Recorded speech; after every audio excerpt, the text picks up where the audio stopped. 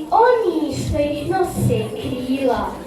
Kakva bi to čudna škola bila, a kakve bi im tek knjige morale biti. Jel, Maco, knjigu bi trebala i ti?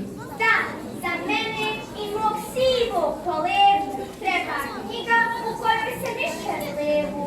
A ti, bijeli golubane, meni knjigu gdje je svako slovo zrno pšenično ili zrnce makovo. A ti, Medo Bundeviću, Meni knjigu gdje je svaki red mirisan i sladak med.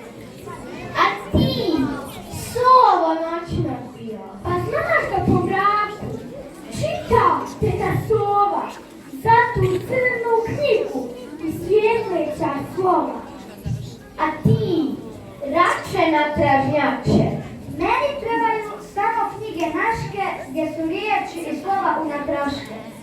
a ti, Zeko Zekoviću, Moja knjiga, to mi je davna želja, da ima listove od kupusa i kelja.